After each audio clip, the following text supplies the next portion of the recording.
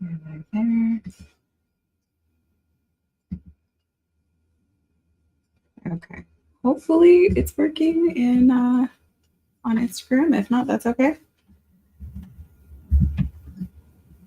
Okay. Get you back. Hi, everybody. I am Dr. Nicole Smith here with Anti-Gravity Wellness, and today I am joined by Lena.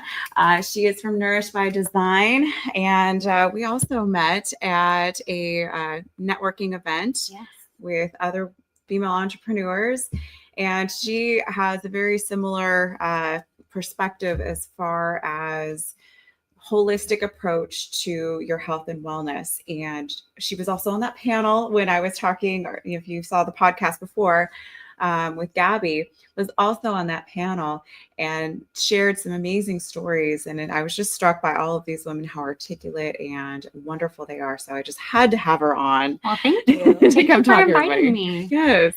So tell us some more about yourself, how you got started. We kind of got into that before we got on, but I'd love to have the audience hear that story that you were sharing about what inspired you to get into your business and launch that.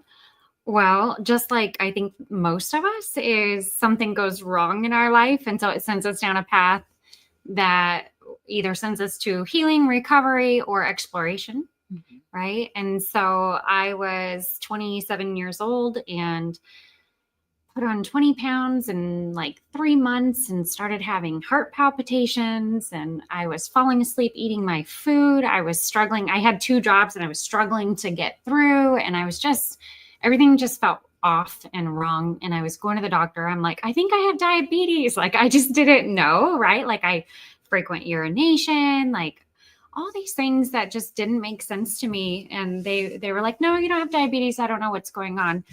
And I ended up maybe 9 months in of struggling with these symptoms. It was my OBGYN that said, I think we should check your thyroid. And I was like, oh, why? Why do you say that? And she was like, well, you're complaining about some of these symptoms, and I think we should check your thyroid. Well, sure enough, I ended up having Graves' disease. She got me to an internal medicine doctor, and they gave me some options of radiating my thyroid, and then it would send me into hypothyroid, and I would be on hypothyroid medicine for the rest of my life. And I was like, that doesn't sound very appealing. What was my other option? Mm-hmm. And they were like, oh, well, you can, don't do the radiation. We'll put you on medication and you'll continue to have Graves' disease and hyperthyroid, but you'll be on medication. And that medication is really not that good for you. And I'm like, well, are any of them? Right. So I was like, okay. So at that point, I was pretty young. I was a dental assistant at the time. And, I had a really active job. I know dental assisting doesn't sound active, but I was going 4 miles a day just in the dental office. Yeah. So it's a pretty active job. And it just didn't sound right to me. I'm like, why would I get rid of a piece of my body and then end up in the same situation I was in before, on a medication with an autoimmune disease? So I decided, no, I'm not going to radiate my thyroid. I'm going to go on the medication until you guys get better. In my mind, I was like, until you figure things out better and come up with a better treatment, And I ended up with skin cancer that year, had a molar pregnancy, lost the baby. And then within 2 years, my mom was diagnosed with stage 4. Oh, no, it wasn't even 2 years. It was the same year. My mom was diagnosed with stage 4 osteosarcoma. And there was just a lot going on. And that kind of sent me into this need to do a deep dive into, okay, how do I need to treat my body? What does my body need to tolerate disease better?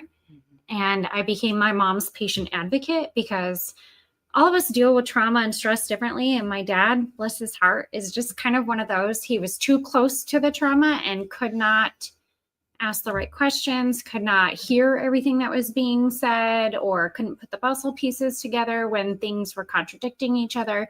Because to him, when they're talking about terminal and it's your wife, it was just too much. So I had asked permission. I said, would it be okay if I be her patient advocate and go to all the appointments? And he gave me, the freedom to help make the medical decisions and things like that. But I needed for myself to do the homework to figure this out, right? To make sure that I was asking the right questions to make the right decisions, or at least present my dad with, hey, here's our options and I think this, which one do you want?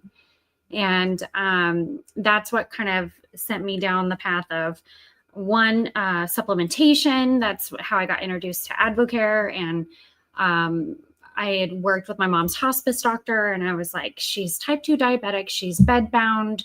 She's struggling with she's not cognitive. She's on so much medication. I was thinking about giving her some things that could help fill the nutritional gaps, because all she's eating is macaroni, ice cream, and mashed potatoes, because she had been radiated on her spine. And so her esophagus was collapsing and choking. And so she was really limited on which food she could eat. And I really knew her body needed different nutrients. And so that's why I started trying to help her with AdvoCare. Plus, I had met Dr. Stanley Dudrick. I don't know if you're familiar, but he invented TPN nutrition. And so he was on the medical and science board for AdvoCare, and I got to meet him. And he was the one that helped educate me in some of why and how the supplements are made and why he got involved. But my mom was in home hospice for 1.5 years, which is rare because you only go in hospice when you have 6 months or less. But we were waiting. And I asked her doctor, I'm like, can I put her on a regimen? I want to see if anything will help. And he was like, there's no damage to be done. You do what you need. 25 days of giving her supplements and good nutrition. She was released from hospice. And the first time she left her house in 1.5 years and got to go to church and started engaging in her life again. Now, obviously it didn't touch her cancer, right? But if we can give the body good nutrition so that it can tolerate disease better, at least the quality of life that you have left. And after that, we had 2.5 more years with her. Wow. Yeah. Wild, right? That is unheard of. So that's what made me go, there's got to be so much more to this. What am I missing? Or how come none of us know this? Of course, many people knew this. I didn't know this. Right. So I worked with coaching people with supplementation for 13 years. And about 5 years ago, I was like, there's so much more to this. I can't help them if I can't work with their mindset. And that's when I decided to go and get my coaching certification so I could work with their mindset. Why were they turning to food in the first place? Why are we mistreating our bodies? Listening to the communication the body is giving you, all of that. And so I went and got my coaching certification and started my own business so I could help people more as a whole. So love that. Oh man. This is why we get along so well. Right. And we talked, I was like, oh my gosh, we are so aligned. Yes. Yeah. And I really found that too, going through my journey, my personal transformation from like my heaviest down. It was calories in, calories out, and that worked. But then I got like, skinny fat. And then I'm like, okay, now what? And then I found bodybuilding, found macronutrients, dove more into nutrition. And it is depressing how little nutritional education, like I was required to take nutrition 101 to get as a prereq to get into nursing school. Yeah. That's really the last time that we really Isn't that wild? Because see, as a dental assistant, that's what I took also. Yeah. And that was the end of it. Yep. And to think that what a nurse practitioner takes and a dental assistant, that we would have the bare minimum, that you would assume as a nurse practitioner that there would be so much more focus on prevention, which would be nutrition. Yeah. They talk about it as like, this is important and it's part of the treatment regimen, but they don't give like the strategy. They don't even teach us how to do it for ourselves, let alone how do we convey that to our patients and make sure that, they're following through with it. And the mental aspect of it. Oh my gosh. Yeah. So like, it's so big. And I feel like that's part of what blocks a lot of providers, because typical standard, 15-minute appointment, you can't. Yeah. And even, I don't know, it's kind of one of those things when I talk to people about what I do, I'm like, I always give them that caveat of, I don't have the secret sauce or this hidden information that's not accessible to everybody. Like everything I know, you can find on the internet. Mm-hmm. But it's really not about the education. We know what we should or shouldn't do. Mm-hmm. And so it's that piece of figuring out how to implement it. Mm-hmm. That's what's missing. And that's what doctors don't have time to do in 15 minutes. Right? Yeah. That's why I think it's amazing that there's, different types of providers out there, and we're forming this network with each other. Yes. That we can, okay, I see that you need this type of help, which isn't my forte, or this is what I'm doing with the hormones. Right. But you're having this issue with, I have one client, actually, she wasn't even a client yet. She messaged me and she said, you've been talking about intuitive eating, because I was on a kick for a while. Yeah. And I still am, well, it's fascinating, right? Yeah. And I can see both sides of that story. But anyways, because I struggle with that. Mm-hmm. But she was like, I know you've been talking about that a lot. I'm dealing with this when at night I put the kids down. And I think this was in the heat of COVID too. Oh. So the kids are home. She's got 4 of them. There's no break. She's working from home. There's no break. There's no differentiation between work and everything. And she found herself overeating at night. She's like, I can't stop myself. She's like, I don't know what's going on with me. She's always been very thin and healthy and active. And she's like, I put on 20 pounds. Yeah. And I'm like, yeah, that's because you don't get a break. And this is the only time that you can get a break. Mm-hmm. Like you're reaching for that because there's something else that's missing.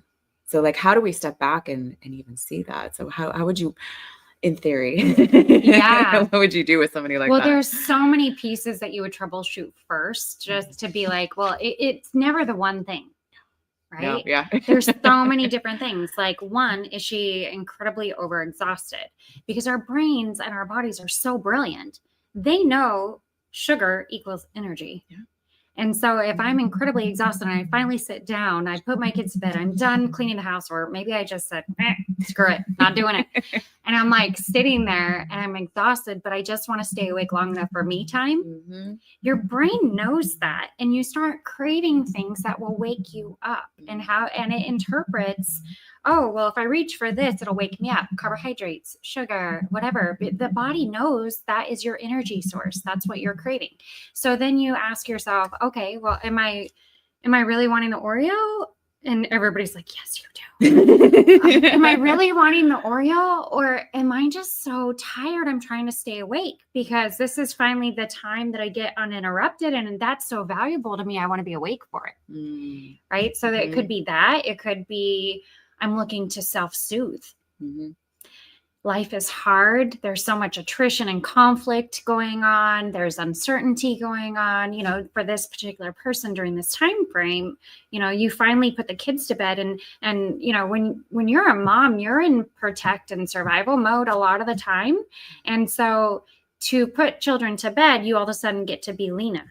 Mm-hmm. And so that feels different, right? And so it's like all the protection gets to go away. All that responsibility gets to go away. And now you're looking to self-soothe. Mm-hmm. Well, where do we get those dopamine hits? And we get that from certain foods or addictive things, whether it be alcohol or sugar or chocolate. Mm-hmm. Our body knows what to reach for to give us that. Mm-hmm. So it's really about dissecting, what do I need? Yes. And so that's why when you say intuitive eating, I'm like, it is really quite fascinating. Whatever side of that you're on, or even if you're right in the middle, it's really about trying to figure out what the body's communicating. And the body can give us really muddy signals. Yes. And that's where you're like, okay, am I tired? Am I angry? Am I sad? Or am I just trying to self-soothe? It's like that baby with the baby blanket and the passy. Yes. I'm trying to self-soothe. What makes me happy? Yes. Right? And the unfortunate thing is that it's kind of one of those things that you go for the Oreo and you're like, oh, it just didn't hit the way I thought it would. Yeah. So then you reach for the next thing. This is why she's overeating, is because the thing didn't soothe the way she anticipated. So then she tries the next thing, and then the next thing. And then we're tearing through the pantry, and nothing just made me feel good enough. Mm-hmm. And now I'm uncomfortable. Yep. And so it's so much more of a psychological thing and a mental thing than it really has anything to do with that we are actually hungry, right? And it's a different type of craving. Yeah. That's so hard. Mm-hmm. So what would be your advice if someone out there is like, oh, that's me right now? Yeah. Well, there's so much to be learned about being aware of your body's cues, which can be tied back to the intuitive eating and things like that, like your body's cues. What does my body need? But also, what does my emotions need? Because what I try to educate my clients on is we don't always turn to food to either use it, comfort by it, or abuse it. But sometimes we do. And so some people, when we are sad, we're turning to food for comfort. When we are happy or celebratory, we're rewarding ourselves with food, right? And so it's really about recognizing, how am I using or misusing food and why? Also, if I'm unhappy, I need to set myself up some resources and set the food aside. The food's not a resource for my happiness. We have some discovery to do first. So if I'm not happy, before I come to my breaking point, I need to identify my faucets to fill my cup. And why do I need 3 to 5 faucets? And you're like, really? It seems extreme, right? Seems like a lot. It does seem like a lot. But the thing is that there's going to be a day that we are at our breaking point and our cup is completely empty and there's still more that we have to pour out and it's just not there. And we go to the faucet and the faucet is dry. Like your best friend, your go-to person. And you want to go to her and she's in the middle of a divorce. That faucet is dry. Right? So setting up and figuring out 3 to 5 faucets before you hit your breaking point, because when I'm in a point of desperation and I'm at my lowest low, just trying to think about what makes me happy, the sparks aren't connecting. It's so much effort just to have your brain tell you this equals happy. I like this, right? Because when you're at the low part, your brain's not firing the right way. So to be able to set it up ahead of time before you're in the danger zone, okay, what makes me happy? Well, I get really fueled up by being connected with other humans, right? Where like other people are like, nope, that drains my cup. So learning about yourself and identifying what's going to fill your cup. Next, then you start to understand, okay, if I satisfy my body's nutritional needs, will it still be sending me signals? Right? So filling those gaps. Right? So am I treating my body? I wrote a workshop called Body Bonding, and it's about rebonding with your body, your vessel, and becoming her fiercely loyal companion, and stop abusing or correcting or objectifying her. And so it's really about nurturing of, am I giving her what she needs to perform all the things that I'm requiring of her? So that would be your next step is, okay, am I taking care of my vessel? It's kind of like your vehicle that gets you to work. Did I fill the gas tank? Is there coolant in it? Is the battery dead? Am I doing all these things that are maintaining and taking care of the thing that I'm putting a lot of pressure on to perform for me? So as long as I'm filling all those nutritional gaps, guess what? My cues and my requests and my cravings look different because my body's not in need. You hear people talk about pregnancy and weird cravings and, pickles and dirt off tires and gosh knows what else. And it's really, the body is so badly trying to communicate the need, but it doesn't know how. We don't know how to interpret the craving, or, so if we fill those nutritional gaps, then the craving, we can go, yeah, well, I clearly am not in a gap to where my body requires an Oreo. What is it? Am I sad? Am I stressed out? Am I looking for soothing? But it doesn't mean that I'm not allowed to have the Oreo. Either. Right? Like that Oreo can be my Friday night friend sometimes, and that's okay because I planned for it. Like I filled all my nutritional gaps Monday through Thursday, and I ate super good so I could have a friend date with my Oreo on Friday. So it's really about treating the body properly so you can plan for the treats and the enjoyment. One thing I noticed that a lot of women struggle with is allowing them the time and the attention to take care of themselves when they have so many other responsibilities. And we're so good at being the saint and sacrificing Yeah. ourselves on the altar of life. Yeah. I run into that a lot. A lot of the women that I work with, and I have to help teach them that you have to take care of yourself. Something I struggle with myself, like walking away from the hospital job and focusing on the business. It's a big decision, but I know that it's the right one because it will allow me time back for me and my life. But it's hard, So how do you also balance that? Because that's a huge aspect of it. We can say you need to take care of yourself and fill your own cup. How do we actually implement that? Well, it's about practicing boundaries. Oh, yes. Let's talk about boundaries. That word. It's about practicing boundaries, but our boundaries, a lot of people throw that word around all the time. And it's like, oh, I don't have boundaries, or you need to learn boundaries. But it's like, what does that look like? How do I do that? Yeah. And so really what we have to do is identify what we value most in life. And then once we've done that, what are my core values? Then I need to tie my boundaries to protect that value. And if a lot of the times those of us that are people pleasers, or we are service hearts, we're here to make other people's lives better because we have maybe unhealthily attached our personal identity to how we perform or how we serve others. That is why there's so much more to coaching and to all of this, is because all of these pieces contribute to why I'm mistreating or neglecting or misusing all those things, because maybe I have some tendencies that I had developed and they became a coping mechanism, but I thought they were my personality. And so that's, a small piece of this is like, oh, well, I'm a people pleaser. Well, are you? Or did you become a people pleaser because it made things safe at some point? Right? And so there's so many facets to this. It's shedding the coping mechanisms that aren't truly who you are, that are hindering your progress and your ability to keep promises to yourself. Then there's, once I did make this promise to myself and I shed those things that are no longer helpful or serving me, now how do I build a healthy boundary around it to protect it?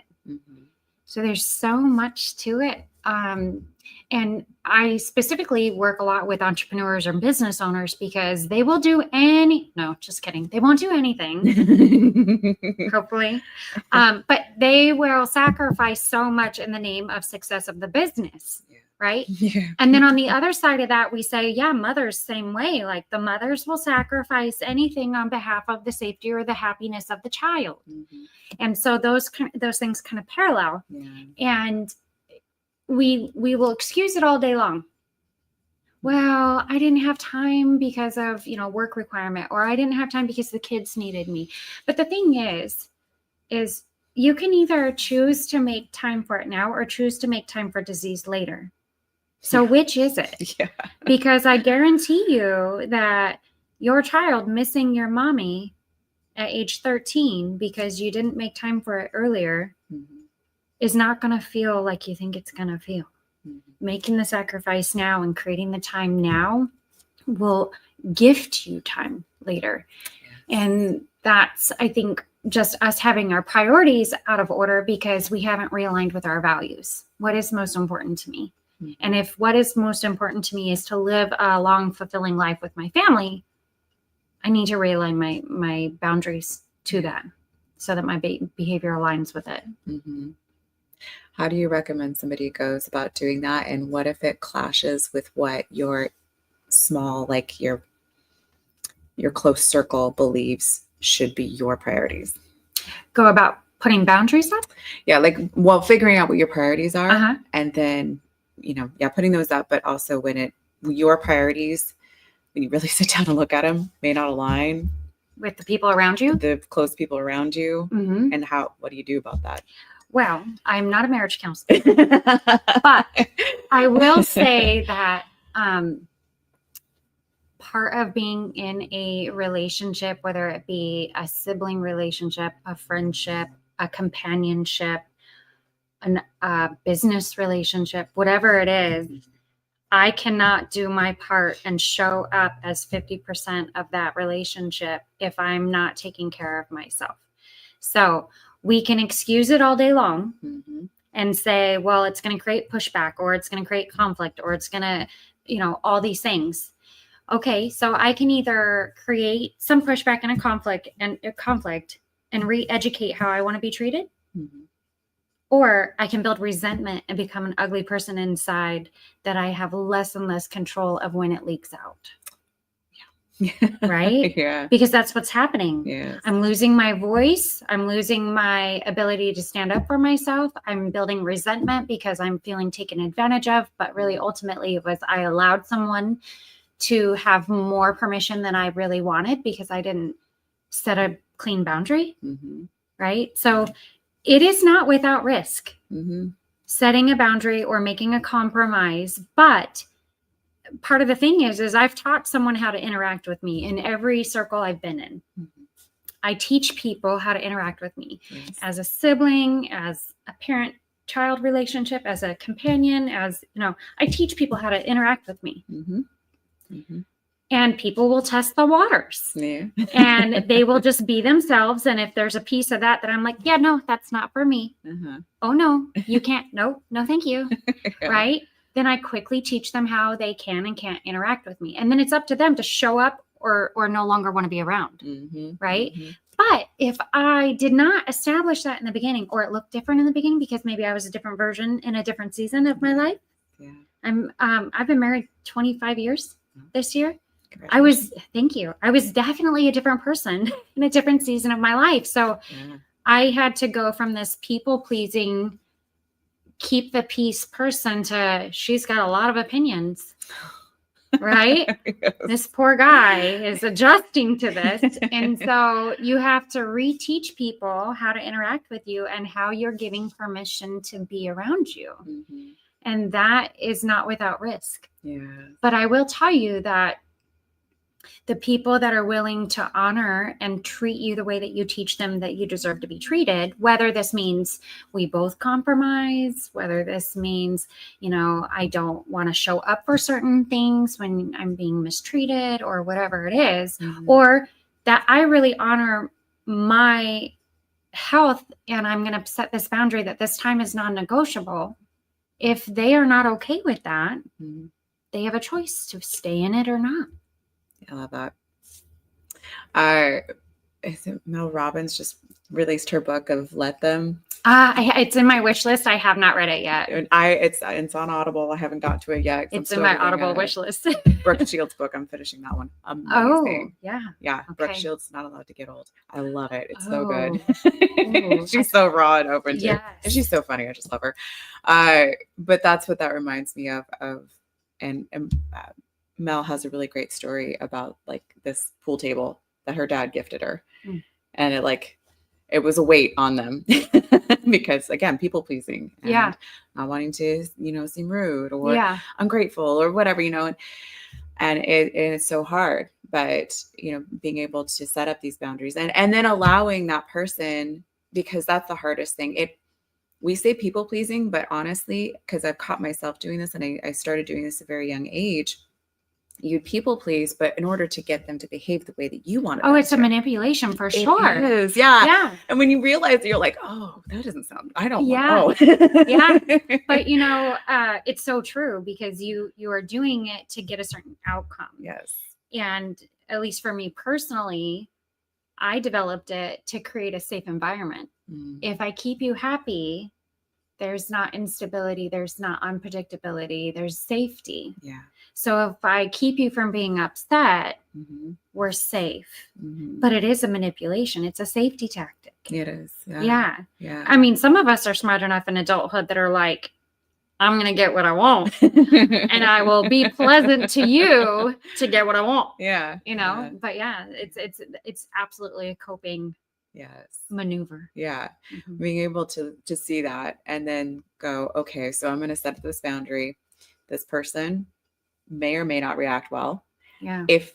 But letting them, it's okay. They're allowed, I'm allowed to have my boundaries and I'm allowed to have my opinions and how I want to be treated and how I want to show up in the world and what I'm willing to accept. They are allowed to not agree with that or have a problem with it when it has not been the standard for the past 20 years. It's so true. Like they have permission to decide that's for them or not for them. Yes.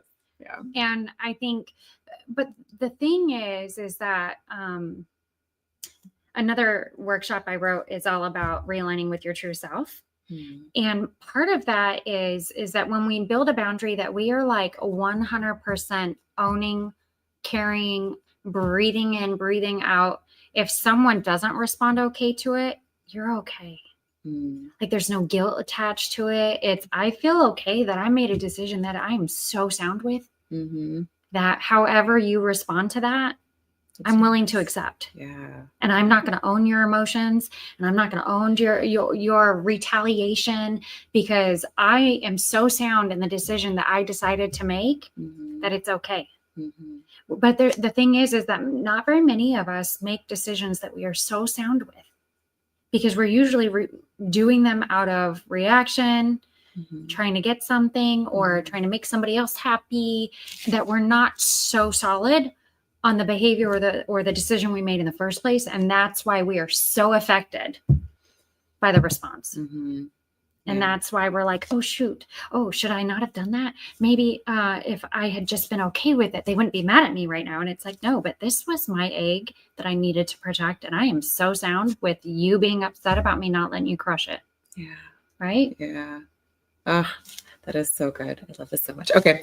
All right. So let's talk more about kind of getting back to triggers around food. I think it's worth it to, stop and look at where my stress is. Am I exhausted? Am I sleeping? Am I eating an adequate nutritional diet? I'm eating the standard American diet. It's not nutritionally adequate. Maybe I do need to get my labs drawn. Maybe my hormones are messed up. Maybe I've got some vitamin deficiencies. But how do I know where to go and who to talk to? And like, when would someone reach out to you in particular, or refer to you as like me as a provider? What are the red flags that we're looking for that would be like, they need more of that special sauce that Lena can give them? Well, you and I kind of talked about, if you appeal to all, you're appealing to none, right? So giving people health coaching with a nutritional focus is a small piece of what I do. So if I am not feeling myself and I am not proud of the way that I'm showing up every day, that is really more about when you would come to me. Because how I'm eating and how my vehicle looks, now these are two different things. How I feel is very tied to my nutrition. How I look is different, because I can decide that society has created a look that's acceptable and I either buy into it or I don't. But how I feel is so much more telling, right? So for me, it would be, I don't feel good. I can't perform the way I want to. I need something to change. I don't know what it is. We don't always know what puzzle piece to bring and go, hey, I need to talk to you about this. Yes. Right? Yeah. I get people all the time that they're like, okay, here's the thing I want to pay you for. And I'm like, okay, let's talk. And then I'm like, actually, there's a pile over here, Yes. that maybe we could work through, which will solve that. Right? Yeah. Yeah. So I would definitely say, if you don't feel good and you're not proud of the way you're showing up each day, that's going to be your key, that you need coaching or could benefit from coaching, because how you feel is so much more tied to your nutrition than how you look. Right? Yeah. Because how I think I look is so subjective. Yes. Right? Yes. Because somebody else could look at me and be like, wow, she looks really healthy and fit. And then you could look at yourself and be like, oh, I don't like this. I don't like that. I just wish I could look like so-and-so. Or I don't fit that ideal beauty that other people are telling me is beautiful. Right? So it's so subjective. It can really steer you wrong. Yes. That it really should be us going off how we feel. I love that. Yeah, I definitely noticed that getting into bodybuilding, and stage weight looks cool. Don't feel great. Yeah. And it's very much a trend. So, and that was very eye-opening though. And it was Yeah. actually very helpful because I'm like, it really does matter. Like, just because you look a certain way and you're chasing that doesn't mean that you're going to feel the way that you think you will. Yeah. And that's what we're really after, is the feeling. Well, that feeling, that intrinsic feeling, when I get it, that's what keeps me going. That's what helps me support every hard decision I make. So if I don't have the feeling, I will not be successful. So it's all about correcting the feeling. So do you need to get the thing to get the feeling? No. No, in fact, so much of the work is, okay, let's hypothetically walk you through your weight loss requests, your desire. What would you like? What does, okay, future Lena, if I go to a health coach and I say, oh, I'd really like to be X pounds down. Okay, well, what would be different about your life if you were that many pounds down? What would feel different? What would look different? What would you be able to do that you couldn't do before? How would you interact with people? If you really figure it out, the majority of the time, people chase it, they get it, and guess what? They feel exactly the same as when they were here. Which is why a big part of once we get it, where do we go? Right back here. And usually actually regressing. Yeah, even further. So it's one of those things, like, we have convinced ourselves that I got to chase it. And when I get there, I'm going to feel happy. And there's going to be this rainbow and unicorns and all the things that society tells me that if I look a certain way, everybody will love me and I'll love myself. Yeah. That self-love doesn't magically show up. No, it does not. When you get that thing. Yeah. Instead, there's so much more education and work that needs to be done about tying your self-worth to the appropriate thing. And what does that look like? Well, each person, it's different. Right? I can't be like, oh, you need to tie your self-worth to your success. Well, that's a downfall. Right. How do we define that? You need to tie your self-worth to how many people like you. I mean, it's a dangerous thing. Oh, yeah. So each person tying their self-worth, like, I had a very unhealthy attachment of my self-worth tied to my work ethic. Oh, okay. Very unhealthy attachment until I saw myself mimicking what I resented my mom for, which was owning her own business, having 2 masters, having 4 kids, never being home, having a side job, never being present. But it was in the name of providing for my family, so it was so honorable. But really, at the end, what she was doing was trying to pacify her need to feel good about herself, because being a mother didn't feel good. So I always honored hard workers. So as I came up into my career and my work life, it was the harder I worked, the better I saw myself. The closer I got, like, if I would work harder than anybody else, it put me up on that scale of self-worth. So I was mimicking the exact thing that I totally resented my mom for. Wow. Yeah. And interesting that we do that. Yes. You're not alone in that. And it wasn't until I lost her, she passed away, that I looked back and thought, I really held a lot of grudge, a lot of resentment for her choosing to not be present. It wasn't that she couldn't be. She chose not to be. And then when my kids were sick, they were little, and I was a dental assistant, my husband worked at a bank, and I was like, it's all you, bud. Because if I'm not at work, like, surgeries don't happen, extractions don't happen. There's somebody to fill in for you. And I was doing it in the name of providing for my family. Yeah. And it was acceptable in my brain. Right. And so it's really about figuring out what your self-worth is tied to, and what it should healthily be tied to for you and your belief system. And then making sure that we properly prioritize the things in our life. Like, does looking a certain way, like, how important is that to me as a human being and the value that I bring to this world? So what was the switch for you when you realized that you were doing that? And then how did you go about Because it's not like an overnight thing.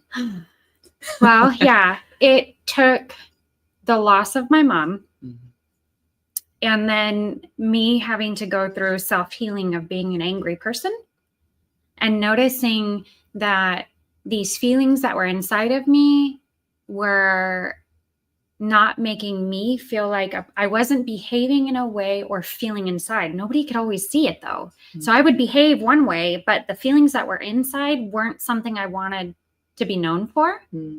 So they weren't in alignment with my true self. So again, every workshop I've ever written is because I needed to learn it. So when I learned how to learn it, I put it into a workshop to teach it.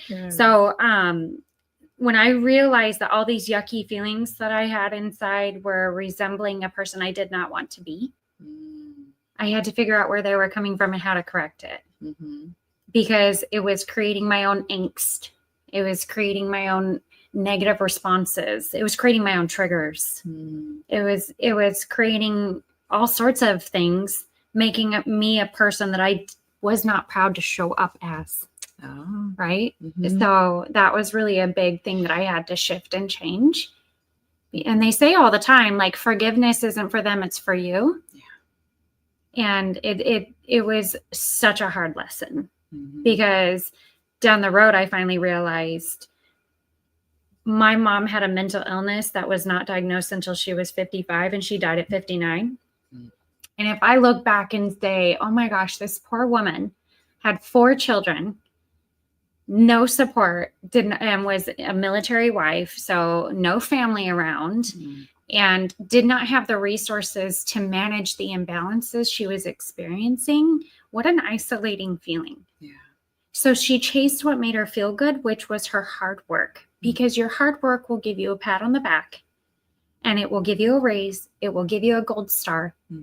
But feeling like you're failing at home doesn't feel good. What do? You escape from it. So when I looked back and actually evaluated it, it was like I felt terrible as an adult now, seeing how much I resented her. And I'm like, actually, I should be grateful to her that she was able to navigate that in a way without causing any more damage. You know, I mean, there was even a time that when my dad was not deployed for training, not for war. And my mom had given us away. Wow. And it was to his sister, but I had never met her. I was 4 years old. We all of a sudden didn't have mom, didn't have dad. We were in a new place. And I asked him after she passed, I said, did you ever ask her why? And he said, no, I assumed it was for your safety. And that was such a big statement to me. And so all these puzzle pieces, like as you go through your experiences and your seasons, you collect the evidence of realizing how things played out the way they did and how we can heal from them. Yeah. I think that's one of the most amazing things about getting older. Yes. We become, if we choose to absorb it, we become so much wiser. We do. Yeah. Yeah. And so much more empathy. Yes. To see like what people overcame. Yeah. Yeah. And a better capacity, I think, to like ourselves and see our own self-worth as we are discovering what happened in our childhood wasn't against you or anything like that, you know, like, and it's very interesting through an immature brain, how we interpret things, how we give things meaning. And then looking back, you're like, that's not what that meant, but that's what I thought. Why did I take such offense to that? Why did that hurt so bad? But really it was a survival technique. Yeah, for sure. Oh man. I didn't think we were going to get this deep just talking about food. I know, right? Sorry. But it's so good because, you know, food addiction is such a big thing. And, you know, especially like, man, if we didn't have access to all of these convenience foods that are hyper palatable, hyper sweet, very calorically dense. Yeah. Could you imagine how much healthier we'd be? Oh my gosh. When I coach people, I tell them, I'm like, pretend you're a pioneer. And they're like, are you serious? I'm like, yeah, just roll with me for a minute. Pretend you're a pioneer and you raise and grow your own food. If you can find anything resembling that, that's where you want to gravitate to. Yes. You know, but you know, ignorance is bliss. We want to believe that the food being served to us or being available to us is safe for us. And because we think there's regulations and we think all these things. Unfortunately, it's a hard place to be in the know. It's hard to be, because then you start realizing, oh yeah, there's a certain level of arsenic that is safe for you. Wink, wink. To be in your food. Great. Yeah.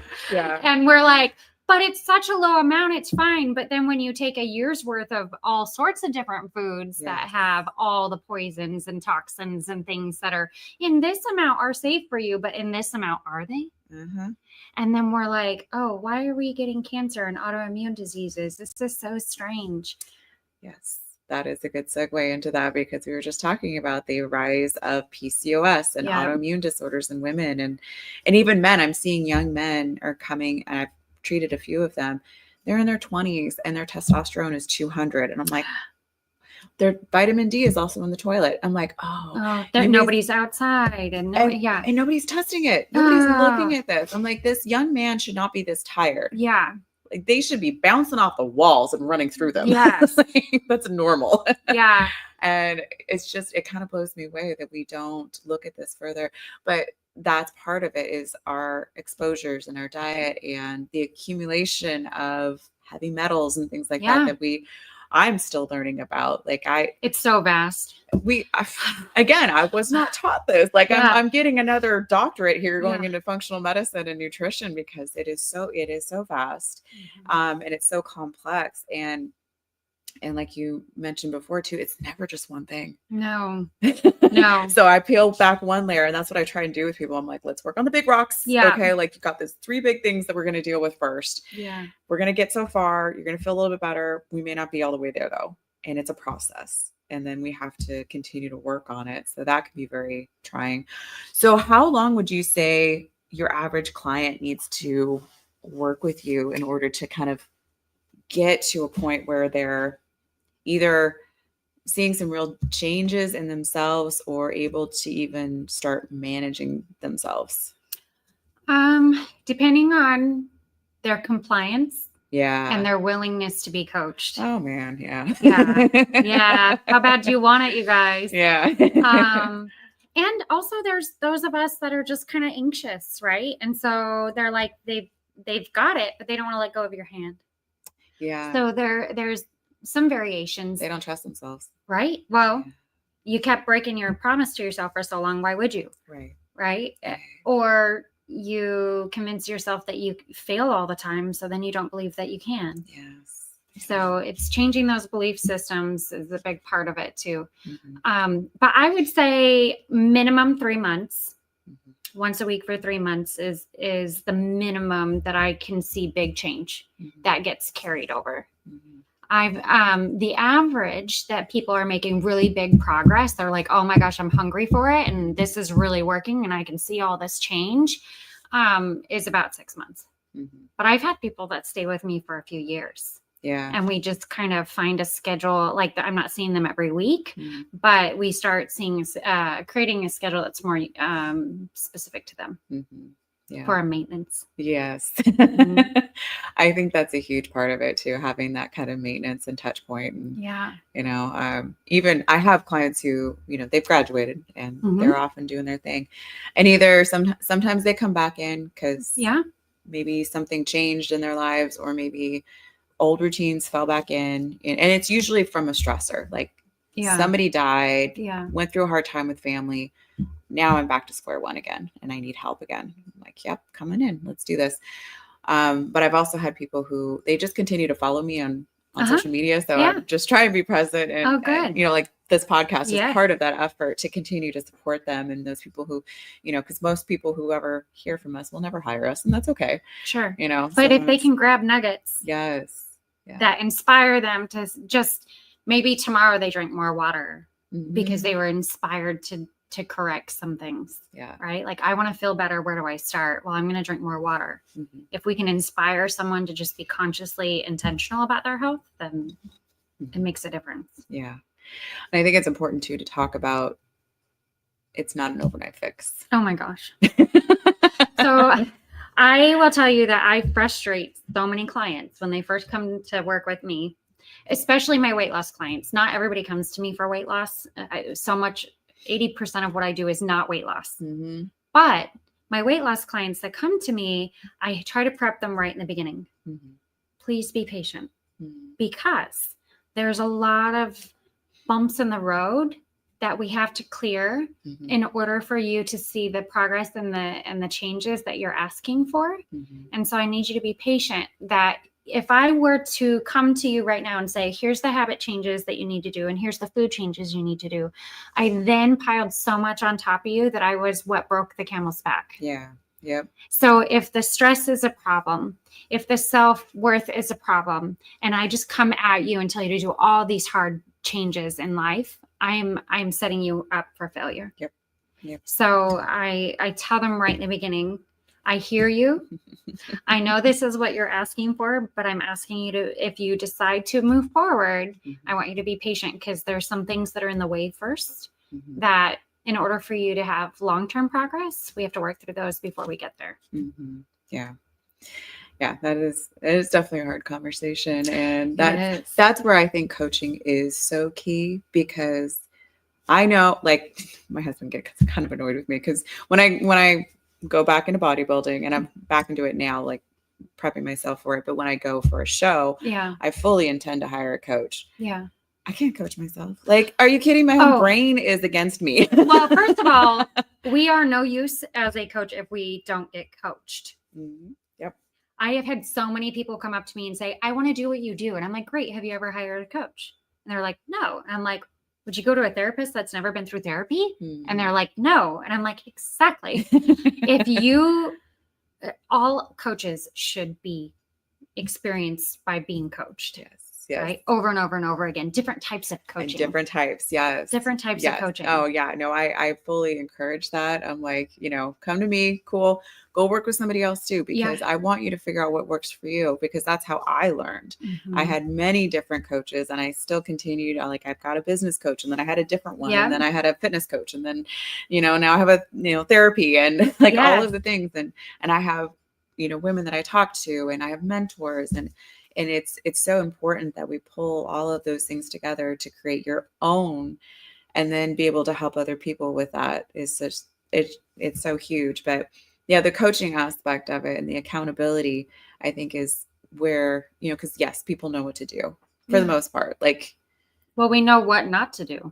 Yeah. Yeah. And where we can improve, but being able to, it is kind of funny when you have somebody looking over you and being a little bit more like, hey, you didn't do this. Mm-hmm. So why do you think that it's easier for it to come from somebody else than from ourselves? Ooh, that is a good question. I think a first initial response is people want to make people proud of them. They don't want to be a failure in public. Yeah. And if you're a witness as my coach to my failure, right? That doesn't feel good. Because I've had people tell me, well, I really wanted to be able to tell you yes, because I don't want you to be disappointed in me. I'm like, that is not why you hired me at all. Yeah. So part of it's just, we're doing it for the wrong reasons. Mm-hmm. Right? So accountability from somebody else, it's like, we want to show up in a good way. We want to show up in a way that we're proud of. We want you to be proud of me. Yeah. Right? Yeah. So that's part of it. The other part is some of us are procrastinators. Some of us don't want to do hard things, or some of us don't believe that we can do hard things. Mm. When I first start working with people, I ask them to share with me beliefs about themselves. What beliefs do you have about yourself? Tell me about you. And a lot of the times they will share things that are in the way. Like, I never finish something. Oh, interesting. Is this a true belief? Is this your belief? Or did someone tell you this belief and you bought it? Mm-hmm. Right? Like, where did it originate? Is it still yours? Yeah. So, and that is something that will get in the way. Well, she doesn't believe that she can finish things. Therefore, she's already determined that she's going to fail. Yeah. And whatever we are convinced, our brains are so brilliant. Oh. Whatever we tell ourselves, our brains will collect evidence to make it true. Yep. So whatever word you want to use, manifesting or whatever, you know, if I am sure that every time I travel, bad things happen to me, my brain's going to seek out all the evidence to prove that bad things happen to me, because the brain really wants you to be right. Yes, it does. And it will collect all the evidence to make you right. Yes. So if you believe that you never finish things, you're going to believe that you're never going to finish it. And you've already determined and you're already going to fail. Yep. And that's the big things that I said, we might have to move these out of the way before we get there.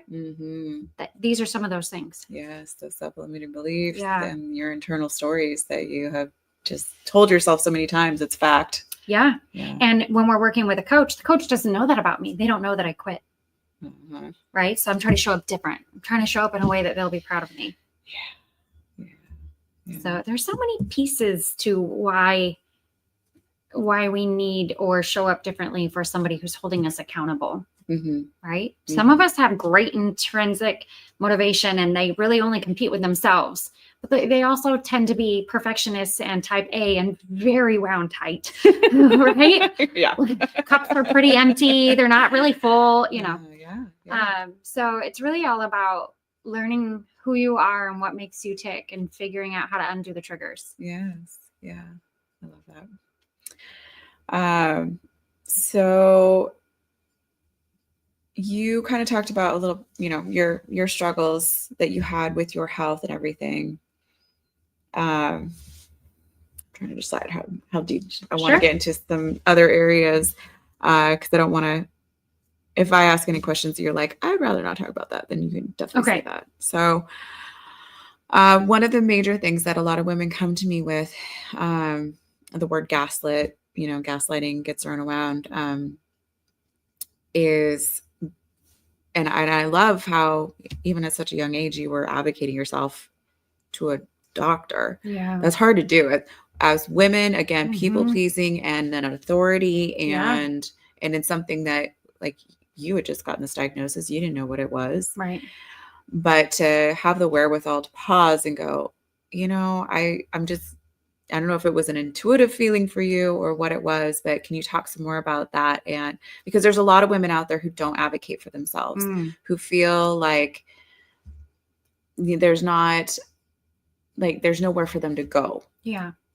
Well, and sometimes the provider doesn't want to entertain going anywhere else. Yeah. Like when you're in the room and you're asking questions, I definitely, for me, it was out of fear. Radiating my thyroid was so incredibly permanent. Had they given me like something that felt less permanent, I might have just been like, oh, okay. But because it was something that couldn't be undone and it would permanently put me into a different disease, I was like, wait, I need to weigh my options, and the doctor that I was working with at the time he was brilliant. And he was well known in the area. I think he's retired now, but terrible bedside manner. And so he would cut you off all the time. I remember one time I walked in there and he was like, hey, you're not fat. And I'm like, thanks. Oh my God. I'm like, aren't you an internal medicine doctor? Like, this is how you talk to people? Oh yeah. No, I know those people. Yeah. Yeah. And then comments about the religion I had grown up in. I was like, wow, okay, thanks. Like, oh, shouldn't you be barefoot and pregnant? I'm like, oh, okay, this is going really well. Oh, boy, and I bet he thought he was just so funny too. He did. He was entertained. But I don't think, especially like his personality, like very much a God complex, very much he knows best, doesn't like to be questioned. I would not have paused and advocated for myself except for out of fear of the permanence of it.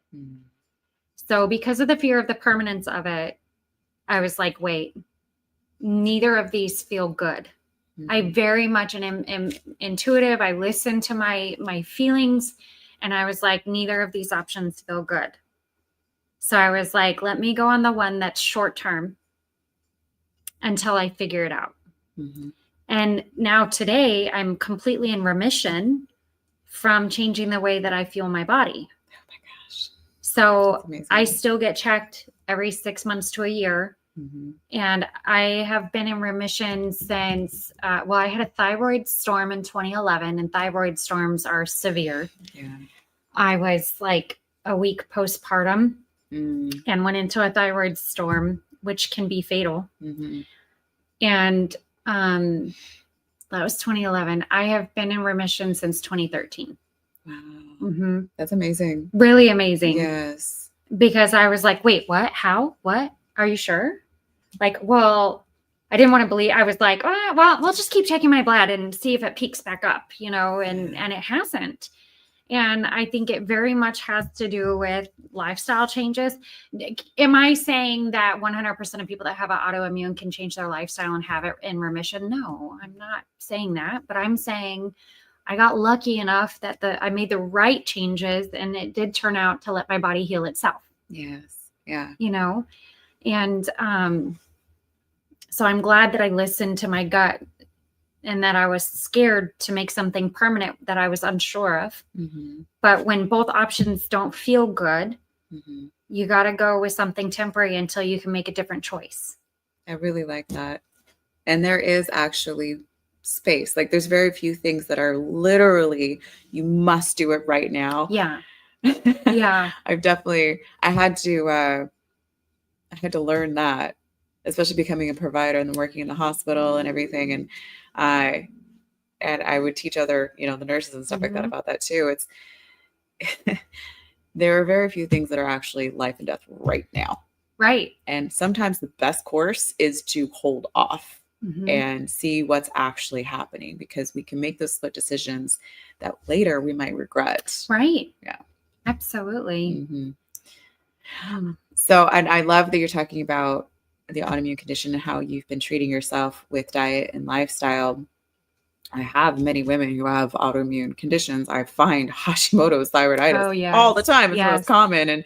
And it comes up a lot through perimenopause as women start to develop this, and they have no idea. And then I check all of their thyroid labs, not just a TSH. Yeah. T3, T4. Yes. Yeah. And their antibodies. Yes. And I'm like, oh, okay. Then I'm like, okay, here we go. We need to do the diet, because we'll do some medication, but my goal is actually to minimize, if even not even need to use the medication. Like, ideally, the least amount of drugs possible. Yeah. They're not without side effects. They're not without harm that can be caused down the road. So it is risk versus benefit. Absolutely. But why can't we use more dietary changes? Well, and food is our medicine, as long as our food isn't poisonous. Yes. And that's the thing where, like, so many of our consumers, we feel like we're between a rock and a hard space. Yeah. Because we're being told to eat clean and, make all these right choices. But then all of our food is like, our labels are muddy and they're hiding information with language we don't understand. Yes. And so education really is important for us to become our own best advocate. And, when I took over making the decisions for my mom, you're making life-ending decisions. Yeah.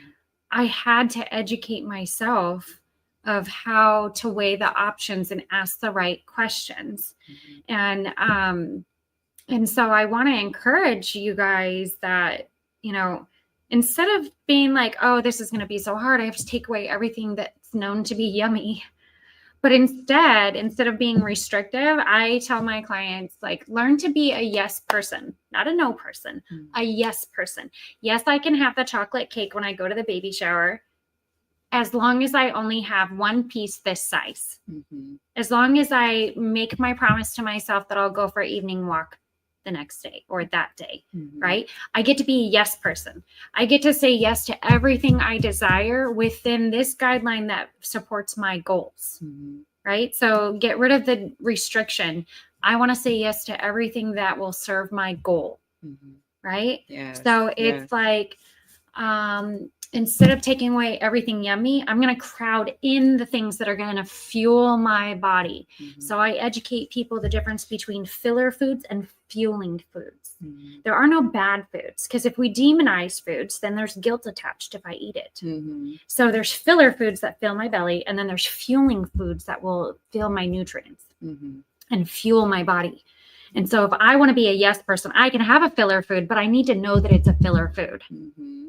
I can plan to have fueling foods for the majority of the time, so I can make room for my filler foods. Mm-hmm. Yeah. So it's really all about learning how to be a yes person in the realm that still supports my goals. Mm-hmm. Yeah. Yeah. I do the same thing with my clients. Like when we usually do like kind of like elimination type diet and like, but my purpose is not to like eliminate whole food groups. It's to eliminate inflammation. Yeah. And they're like, do I have to eat this way forever? I'm like, well, probably not. But If when you did. reintroduce, I know, right? How good do you feel? And then we start reintroducing things. And, I've got one client in particular. She's so funny. She's like, but I love cheese. And I'm like, I know, but it doesn't love you back. Yeah. I know. I had a Advocare client. Well, I've had multiple where they're like, oh, I did a 10-day gut reset. And, obviously there's certain foods you don't eat on a gut reset. Mm-hmm. And when you reintroduce them, your body screams at you like, wait. No, we don't want that. This doesn't feel good. Yeah. And it's like your body, when you start with a clean slate, your body can communicate so much better. Yes. And you can know, okay, which foods does my body like and which foods does it not? And I remember this one gal told me, she was like, every time I do a gut reset, my body gets angry when I eat pizza. And I'm like, tell you something, what girl. do you think it's telling you? And I'm like, I'm not saying you can't have pizza, but you got to tie the fact that when I have pizza, I'm going to feel like this. Yeah. And then plan for it. Do I want to feel like this or do I not? Yes. Right. Or maybe I just make a decision that I'm only going to have pizza every so often instead of on a regular basis. Yes. Or you find different alternatives. Take what you're already eating and find a way to make it a little bit healthier. Yes. And each time you have it, you make it a little bit healthier. You're moving towards your goal. Mm-hmm. Mm-hmm. Yeah. I used to be a huge sugar fiend, like really bad. And it's funny now because I can't even, like 2 bites of something super hyper sweet that most people are like, oh, it's like, milk chocolate or something. I'm like, that's just good. I can't. Like, it's just too much for me. It is so true that when you eliminate certain foods or reduce certain foods, your taste buds change. Oh, yeah. Yeah. And you start being acclimated to more natural flavors and being more sensitive to sweet or salt or things like that. I made a healthier treat the other day because my kids are big sweet people. Mm-hmm. I'm salty all the way. I could fall in love with a pile of nachos at any moment. And so I was trying to make this sweet treat so that when they dig in the freezer for something or they want something, that it's something healthier. And it was like, in these little mini silicone cupcake things, I put peanut butter mixed with chia seeds, and then Greek yogurt with it said honey, cinnamon, and then a slice of banana on top, right? And I made them, and my kids were like, "This is so not sweet at all." And I'm like, "Really? I feel like they're perfect." And then they were like, oh, because to me, it's like, I could only eat one of them because the peanut butter in it was so rich. And I'm like, but they're so used to eating sweets that they were like, it's not sweet enough, Mom. And I'm like, well. Yeah. To ease them all into that. Yeah. All right. Well, we are about at the hour mark. Oh, look at we've got so many people interacting. Hi, guys. Thank you for coming. Oh, hey, Desiree. I wasn't even looking at the list. Thank you for commenting. All right. Well, we could keep talking all day, but we do have things to do, and I'm sure you guys do. So thank you so much for tuning in today. We will be turning this into a Audible podcast as well. So we'll let you know when that is launched out there. But Lena, tell them where they can find you, and do you have any new things that are coming up? Anything you want to announce? Okay. Well, yes. My business name is Nourished by Design. You can find me on Facebook or Instagram, and it's Nourished by Design Coach. And I also have a website, the same, Nourished by Design Coach. I do a lot of corporate wellness workshops because I have realized stress and burnout has become so prevalent that I'm really trying to work with business owners to bring it to their teams, some support and some resources. And so I don't have any community workshops available coming up. Oh, actually, that's not true. Saturday, March 9th. Is that a 9th? On my calendar, whatever Saturday, it's the second Saturday in March. It's either the 8th or the 9th. And we are going to be doing a wander, which is like forest bathing. Oh. And it's outdoor, it's forest therapy. And I will be doing a small portion or a cutback version of my body bonding during that. And all proceeds, it's only $25 per person. All proceeds are going to go to SARC. So Okay. twice a year, I try to donate a workshop to a nonprofit. And this year I'm partnering with Dr. Shannon Marie, and she is doing the wander and I am doing the body bonding. Amazing. So I will get the details from her, guys, and I'll put it in the show notes so you will have access to that. So I'm gonna have to sign up for that. That sounds amazing. That'll be super fun. It is gonna be so great. Yeah, awesome. Yeah. Well, thank you so much for coming on, Lena. I really appreciate it. It was so good to bond with you. I feel like we had so many things in common. So thank you for seeing the similarities when we first met and giving me a chance to get to know you too. Absolutely. We will do this again. Awesome. Thanks. Thank you, guys. Bye, guys.